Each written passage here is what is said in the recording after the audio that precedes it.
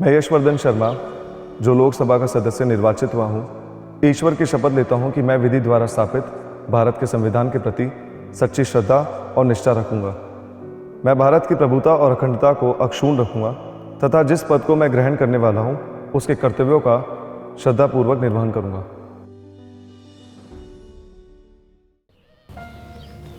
बताइए सपना जी। पांडे जी, कैसे हैं आप? ठीक हो साहब, आपके रहते कोई दिक्कत थोड़ी होती है साहब। आपने जो काम किया है ना साहब, उसका धन्यवाद कैसे करें साहब। अरे हम दोनों पति पत्नी तो अनपढ़ हैं साहब, अंगूठा टेक। एक बेटी है साहब, लक्ष्मी नाम है उसका। अरे वाह, ये तो बहुत ही प्यारा नाम है। आई नहीं आपके साथ? नहीं साहब, स्कूल गई है ना, 4th कक्षा में पढ़ती है साहब। बड़ा शौक है उसे पढ़ाई करने का, और साहब हम दोनों भी चाहते हैं कि वो खूब पढ़े। साहब पहले स्कूल में बेटियों के लिए अलग से शौचालय नहीं था, बड़ी दिक्कत होती थी उनको, कई बार स्कूल से छुट्टी करनी पड़ती थी उनको। लेकिन साहब जब से आपने बेटियों के लिए अलग से शौचालय बनवाया है ना, बेटियों में एक उम्मीद जागी है। साहब मैं वादा करता हूँ मेरी बेटी खूब मन लगाकर पढ़ेगी साहब, और इसी स्कूल में साहब, इसी स्कूल में मास्टर नहीं लगेगी साहब। ऐसा जरूर होगा। मेरे लायक कोई काम बताओ आप, कोई सेवा। बस साहब आप ऐसे ही काम करते रहें। चलते हैं साहब। भारत विश्व का सबसे बड़ा लोकतंत्र। इस लोकतंत्र का मंदिर है संसद भवन। देश के अलग अलग क्षेत्र से चुने हुए मेंबर ऑफ पार्लियामेंट यहां करते हैं जन जन की आकांक्षाओं पर चर्चा, और यहीं से होती है भारत के विकास की रूपरेखा तय। जनता द्वारा चुने गए इन माननीय सांसद के कांधे पर अपने क्षेत्र के संपूर्ण विकास का पूरा जिम्मा होता है। माननीय सांसद अपने क्षेत्र के जन जन तक विकास की रोशनी पहुंचाने के लिए एमपी लेड स्कीम का उपयोग करते हैं। MP led scheme, member of parliament local area development scheme, यानी कि संसद सदस्य स्थानीय क्षेत्र विकास योजना। एमपी लेड स्कीम जनता के लिए ही होती है, और इसके द्वारा जनता की भलाई और विकास से जुड़े हुए कार्य किए जाते हैं। और वो कार्य अपने निर्वाचन क्षेत्र द्वारा चुने गए मेंबर ऑफ पार्लियामेंट के द्वारा एमपी लेड स्कीम के माध्यम से किया जाता है। The ministry has released 57,356 crore and more than 20 lakhs of assets and projects have been created under MP LADS, which has been serving the needs of the local community in a big way. The percentage of utilization over release in the scheme comes out to 96.6%, which is a remarkable performance. MP led scheme के माध्यम से क्षेत्र के MP को विकास कार्यों को करने के लिए एक निश्चित धनराशि खर्च करने का अधिकार मिलता है। ये साल था 1993 और तारीख थी 23 दिसंबर, जब पहली बार संसद में एमपी लेड स्कीम की घोषणा की गई थी। एमपी लैड स्कीम हमारे संसदीय क्षेत्र के लोगों के लिए अत्यधिक लाभप्रद और उपयोगी है। केंद्र सरकार और राज्य सरकार इस स्कीम को लागू करने पर बहुत ही अच्छा योगदान दे रही है। कोविड काल में सरकारी अस्पतालों में चिकित्सा उपकरण उपलब्ध कराया जाना, एग्रीकल्चर क्षेत्र में सिंचाई व्यवस्था, पेयजल हेतु ग्रामीण क्षेत्रों में टीटीएसपी ड्रिंकिंग वाटर स्कीम तथा SC/ST एरियाज में कराए गए डेवलपमेंट वर्क से स्कीम की सार्थकता सिद्ध हो रही है।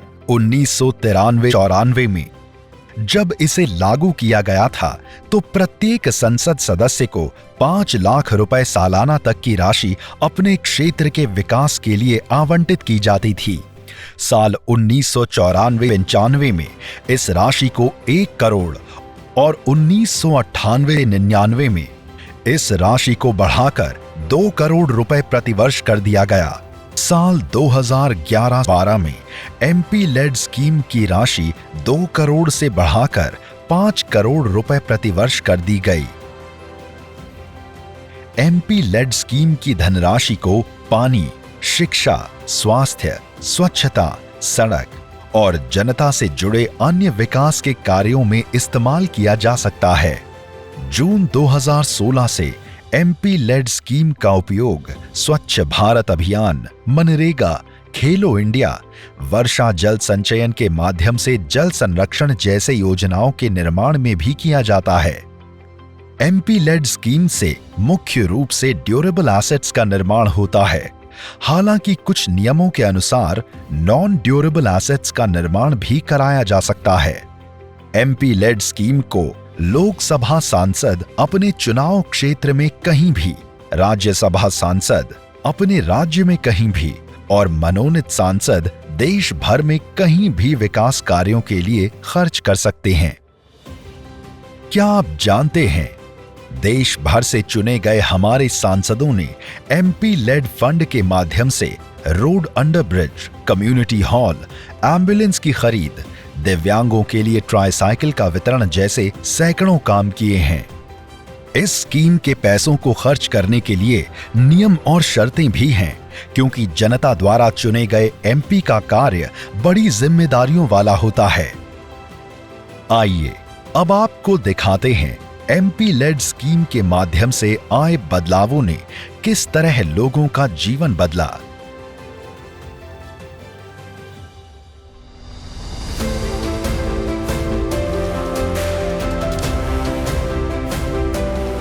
एमपी लेड स्कीम से बहुत ही फायदा होता है, क्योंकि पहले जो था एमपी, लोग उनके पास मांग करते थे, लेकिन वो मांग पूरा करने का कोई साधन एमपी के पास नहीं होता। एमपी लेड स्कीम एमपीज़ को एम्पावर किया, सशक्तिकरण किया कि अभी जहाँ पर ज़रूरत है, लोग मांग करते हैं, वह कुछ हम पूरा कर पाते हैं।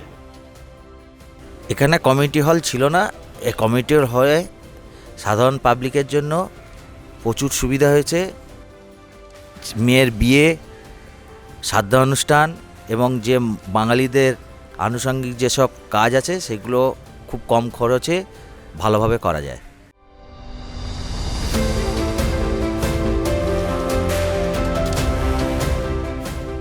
1999, when Odisha faced tremendous super cyclone and large number of school buildings were destroyed, budget was not there, adequate support also was not coming forth, and MP LAD scheme and our examination for the boys and girls was approaching, so we had to provide funds on emergency for certain repair work where the boys and girls can sit for exams. I would only say to my colleagues that get more involved in the MP LAD scheme.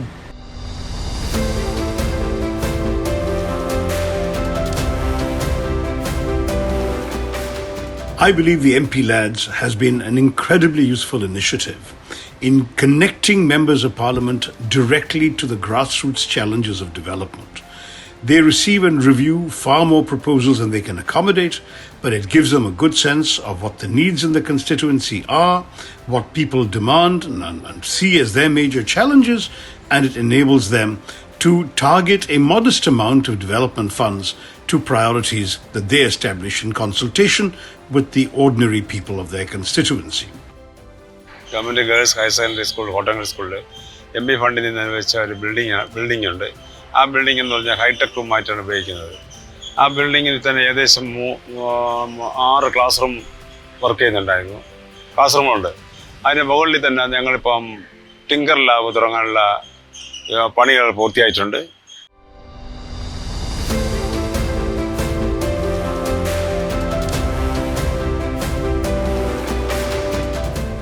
ये जो MP lead से काफ़ी जनता का काम हो रहा है, विकास का काम हो रहा है। जैसे हमारा स्कीम है, हम कॉलेज को 50,000 दे सकता हूँ, हाई स्कूल को 25,000 दे सकता हूँ, प्राइमरी स्कूल को 10,000 दे सकता हूँ बुक खरीदने के लिए। और इससे ये सारे जो है स्कूल कॉलेज का बिल्डिंग हो, एसी क्लासरूम हो, गर्ल्स कॉमन रूम हो, कब्रस्तान का बाउंड्री वॉल हो, या शमशान हो, या स्ट्रीट लाइट हो, या कम्युनिटी हॉल हो, इससे छोटा छोटा बहुत काम होते हैं। हमें और काम करना चाहिए ताकि एसेट बने।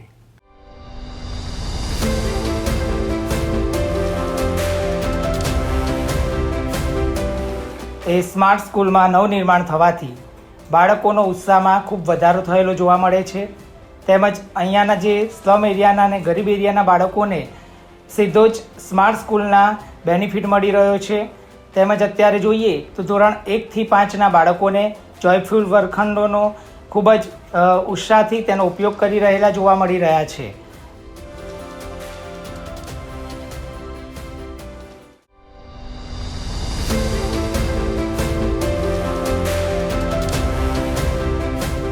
फ्लाईओवर से बहुत फ़ायदा हुआ है यहाँ के लोग वालों को, रहने वालों को, सब बच्चों को, बूढ़ों को, बुजुर्गों का। अब इससे कोई एक्सीडेंट वगैरह नहीं हो रहा है। जो बना है फ्लाईओवर बहुत अच्छा बना है। मैं अमर कॉलोनी में रहती हूँ। यहाँ पर अमर पार्क है जो एमपी फंड्स की तरफ से डेवलप हुआ गया है। काफ़ी साफ़ सुथरा पार्क है ये, और हम लोग वॉक करने आते हैं काफ़ी रेगुलरली यहाँ पर। एमपी फंड्स ने ये करा है।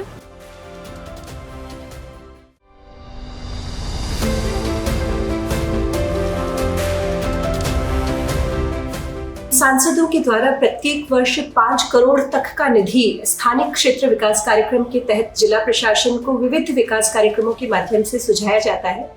हमारे जिले में सांसदों ने लोगों के हित में बालवाड़ी, समाज मंदिर, मैदानों का विकास करना, व्यायामशाला बनाना, बाग बगीचे इत्यादि महत्वपूर्ण कार्य सुझाए हैं।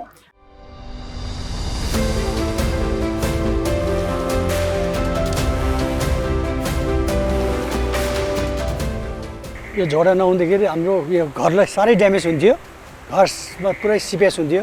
अहिले झोडा बनेपछि चाहिँ धेरै सुविस्ता भएको छ। यसमा प्रायः जस्तो बाटो पनि बन्द हुन्थ्यो यो झोडाले। अहिले नाली बनाएपछि चाहिँ झोडा बनाएर त्यति दुःख चाहिँ दिएको छैन। अहिले सबै गाउँलेलाई पनि राम्रो भइरहेछ, घरलाई चाहिँ एकदम फाइदा भइरहेछ। अहिले नभए घरभित्रै पानी पस्थ्यो पुरै हो। अहिले झोडा बनाएपछि पानी त्यति पस्न सकेको छैन। अझै पछि बादमा भएछ उँभोसम्म तानु भन्ने विचार गरेको, सरकारसँग माग गर्नु भनेको।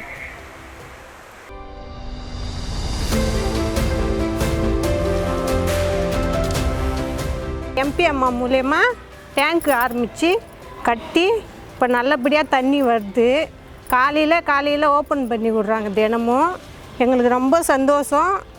அம்மாவுக்கு ரொம்ப நன்றி, எம்பி அம்மாவுக்கு। I congratulate those who are running the scheme for having empowered the ordinary man and woman of India to work and to be respected for the dignity of their labor. Jai Hind.